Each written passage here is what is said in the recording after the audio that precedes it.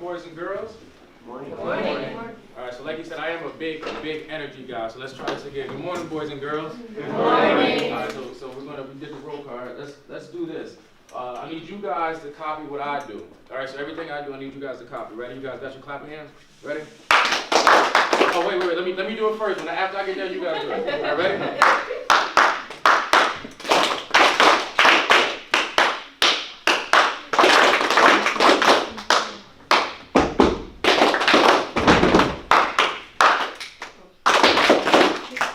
Alright, so I just like to do that just because obviously it shows unity, it shows that we're all on one accord, because I fully believe that we're all connected through this thing we call Jesus Christ and our Lord and Savior. Right? So with that said, I think sometimes we have this propensity to think that we don't relate, we're not alike, when we are very different than others. And I've just learned that there's more similarities than differences. Right? But before I start talking about some of the principles, I do like to give you guys some information about myself so you guys obviously know who I am and know a little bit about me. As the principal said, I am Tavon Parker. I was born and raised here in York, Pennsylvania. I graduated from William Penn about 10 years ago now. So I'm not that much older than you guys, but 10 years is kind of a long time. I'm learning. So when I went to York High, like I said, I was born and raised in Pennsylvania. And when I went to York High, my brother and I played basketball. So if you go on York High and you look up, you'll see 1,000-point scorers, and you'll see Tavon Parker. Me and my brother to date are the only brothers to ever score 1,000 points. But what I learned is, like, high school sports are fun, right? Sports are cool. But like as a grown-up, scoring 1,000 points in high school doesn't really do anything for me, right? Me and my brother playing basketball was fun, but now that we're adults, it doesn't really do anything. So what was the point of everything I went through as a kid to now as an adult? Right? What was the point of the experiences and the things that we go through? Because just like you guys would go through things, us adults go through things too. And I'm a firm believer that the things that we go through, if you don't learn from them, you're going to have to go through them again and again and again. Right? Every experience, good or bad, is a learning opportunity depending on our perspective towards that experience. So while I've had good experiences, I've also had bad experiences. I was fortunate enough to get a scholarship and go play basketball with my brother at Millersville University, because one thing growing up I learned really early. My mom told me I have to go to school, and the easiest way to go to school is to get a scholarship to pay for it. So I ended up playing basketball just to get a scholarship, just to go to school, and I finally was able to accomplish it. Right? I was at Millersville playing basketball, but what they don't tell you is, you know what's more important than basketball? Grades. And in college, if your grades aren't good, you know what happens? Can't play basketball. Furthermore, they'll kick you out of school. And guess what happened to me? Exactly that. Yep, they kicked me right out with a big boot. Boom! And they said, Mr. Parker, we no longer need your services here. So now I had a decision to make. Right? Because the easy thing would have been, I could have just kept going to school, got financial aid, I could have transferred to a different school, but instead I took a shortcut. Right? I took an easy way out. And that's one thing I want you guys to realize, because a lot of times shortcuts cut short long runs. Like if you're trying to be great, if you're trying to make something out of yourself, something out of your life, every time you take a shortcut, it's going to come back to bite you. And I'm living proof of that. Because when I lost my scholarship, instead of changing my mentality and trying to focus on school and get another scholarship, I took a shortcut, came back to Europe and started selling drugs. Not only did I start selling drugs, I started shooting guns, was running around Europe with drug dealers, doing things that I know I shouldn't be doing. Doing things I know God would have been proud of, my parents would have been proud of, and in all honesty, doing things that didn't make me proud. And then I take a step back and I look, because I still know people that do those things, and the reason that they still do them is because they can't fully grasp it. Right? There's a thin line between right and wrong. And the easiest way I can explain it to you guys is, think if you have a little angel and a little devil on your shoulder. And every time you make a decision, one of them are going to be clapping. The more times the angel claps, guess what? That's probably the right decision. However, the more time the devil claps, guess what? And most of the time when we do things that we're not proud of, that we know we shouldn't be doing, that causes our family embarrassment and pain, guess what happens? We try to hide it, we try to lie about it, we try to act like we're not doing it. Right? One of my favorite Bible stories is Adam and Eve. The first two people God created. And Adam and Eve were literally in the garden. And God knew everything they were doing. And God gave Adam one job. Your job is to care for the animals on the land. Right? You guys read the Bible? You guys know what I'm talking about? Adam and Eve? And it was interesting to me because Eve came and Eve bit the apple, and then Adam bit the apple, I'm giving you guys the fast version of the story. But after Eve bit the apple and Adam bit the apple, God came looking for him. What's the first thing Adam did? He hid. Right? Because he was ashamed, he was embarrassed. He did a lot of the things I was talking about. When you know you do something you don't do you know how hard it is to own up to that? You know how hard it is to admit I made a mistake?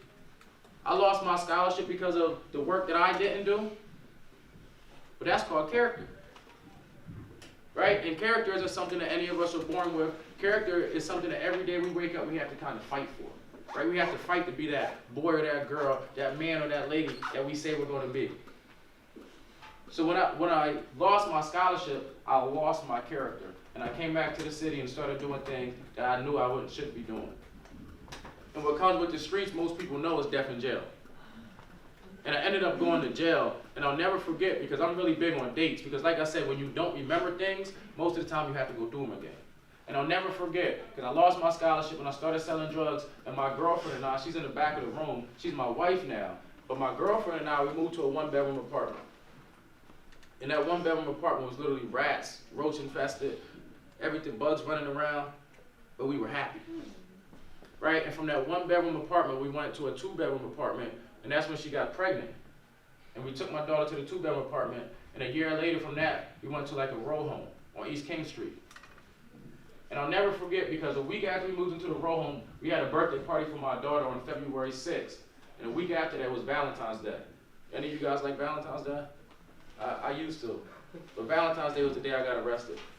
And the reason I remember that date was because my girlfriend and I were supposed to be going out to eat. And I know you guys are young, so you guys shouldn't have boyfriends and girlfriends, but if you do, and you're supposed to go out to eat with somebody, and they don't show up, might not be your girlfriend anymore. Yeah. But I'll never forget, because the first time I got arrested, they put me on probation. But if you get arrested on probation, you don't necessarily get that luxury of another probation. Right? So I knew I was going to jail because I had a quarter pound of weed in my backseat and I had a gun on my lap. And the cops got behind me. My friend was sitting next to me, and I threw him the gun and I was going to start driving. Because I was in police chases before. And he threw the gun back and told me that we would be okay. And the second he threw the gun back, I froze. And the cops hit the lights and they pulled us over. And I'll never forget, because I was on South Street and I was on Queen Street. And I called my girlfriend and I told her, I'm about to go to jail. Because I'm on probation, I know what's in this car. And she was always out by Gabriel Brothers. And she drove the always in town. And I'll never forget, by the time they got me out the car, they had me in handcuffs. I was sitting in the back of the seat and I looked up. And there was my girlfriend sitting there with her head down crying, staring at me in my eyes. And neither one of us could figure out, how did we just go from being in college playing basketball on a scholarship to sitting in the back of a police car waiting to go to jail? And the reason that this affected me so much was because I just told you guys, my daughter's 2-year-old birthday was literally a week before. And I didn't know how long I was going to be in jail, but I knew I wasn't going to be able to be there for my girlfriend and my daughter, the two most important people in my life. So after I transitioned and I go to jail, I was fortunate enough to get boot camp. And I'm not going to bore you guys with the jail stories, but I do want you guys to know jail's not like the movies, it's not like TV, it's not all it's cracked up to be.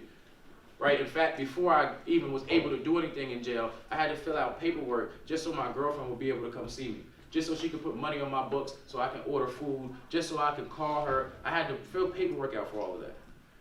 And when they finally granted the paperwork, a week later, I got to see her, and I'll never forget, because 20-minute phone calls, for 19 minutes, we sat on the phone and we cried. In the first visit, I'm in my orange jumpsuit, and there's 3 inches of glass in between us, and we just sat there for 30 minutes and we cried, because we could never fathom this nightmare. So I usually, when I come and talk and I tell people this story, my only question is, the decisions that you make on a daily basis, what are they leading you to? Because it's very easy while we're young to think that the things that we do and the things that we say don't equal anything, but the truth is, those things start adding up. And what happens is they start becoming habits. And when you have bad habits, those bad habits catch up to you. But just like bad habits, you can have good habits, and good habits can catch up to you too. But the decision that you have to make as a young person is, what kind of person do you want to be as you continue to get older?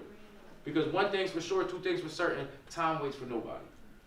I blinked my eyes and I went from a senior in high school getting a scholarship to sitting in jail. I blinked my eyes again and here I am in front of you guys. Time waits for nobody. And I say that to say, I ended up doing 14 months in prison. And I got out of prison on April 30th of 2018. And after I got out of prison, I knew I never would do anything to put myself in that position again. So when I was 14 years old, I started a lawn care business. It's called Tavon's Lawn Care. For some reason, when I lost my scholarship, my thought wasn't go back to York and start your lawn care business again. It was just too much work, right? It was easier to sell drugs. But from that, I learned, and I firmly believe this because God gives each one of us a talent. And I believe my talent was being an entrepreneur. However, if you focus your talent in the wrong area, guess what happens? Selling drugs, right? Guess what happens? Illegal thing. But the talent was still there. So if each one of us has a talent and we focus on our talent, guess then what can happen? And I know what people think, oh, I don't have a talent, I'm not good at nothing. Listen, everybody does. And your talent is what comes easy to you, that's hard for other people.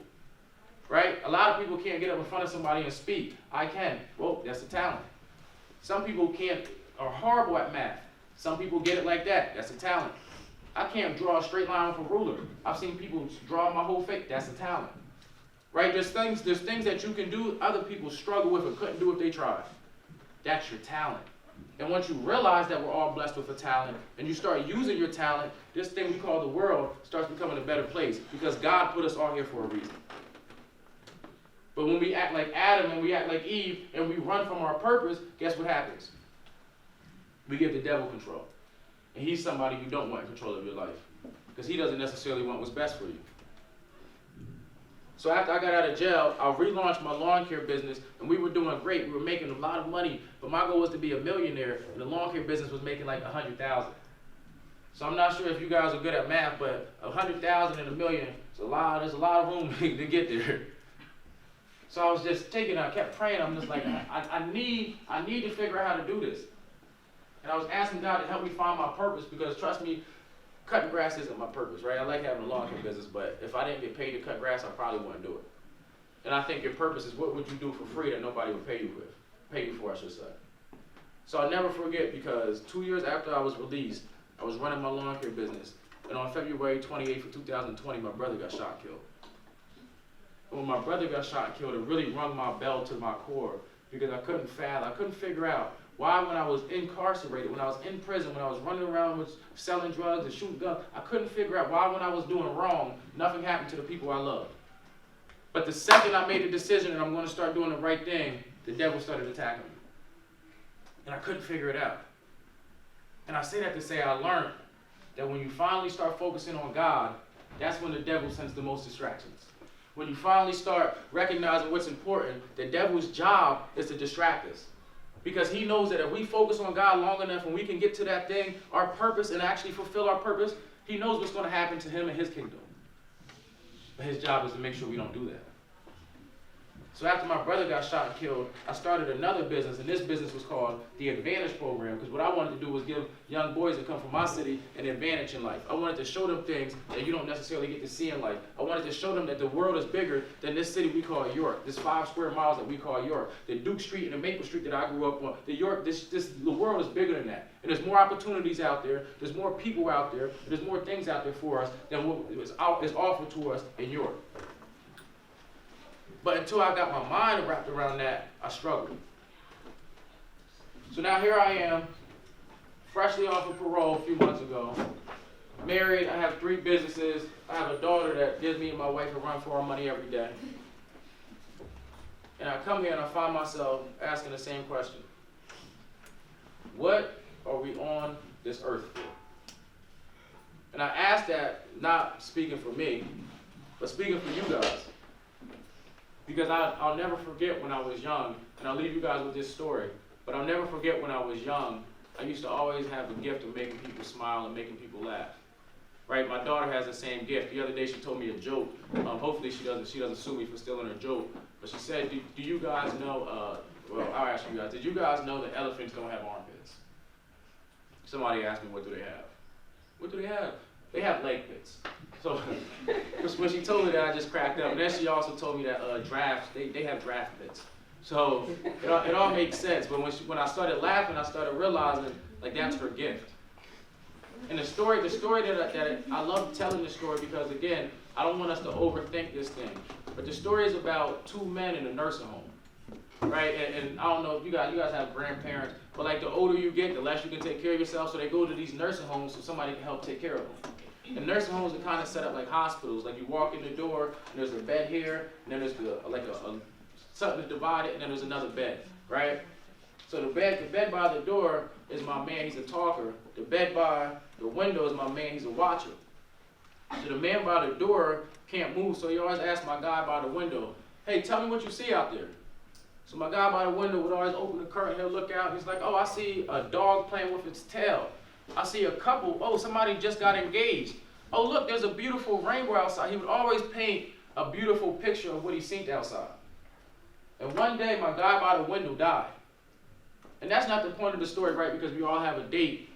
But after my man died, my guy by the door said to the nurse, he said, hey, nurse, can you move me over by that window? And the nurse was like, come on, what, huh? Like, that's not even in my job. Move me by the window. He's like, yeah, can you please move me by the window? Because I want to look out and see what my friend was seeing. So the nurse obliged him. She ended up moving him over by the window.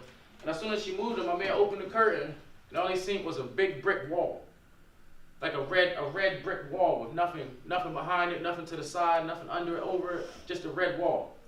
So he calls the nurse, and he says, hey, nurse, I need you to get somebody to move that wall. And the nurse said, this is the second time you asked me to do something outside of my pay.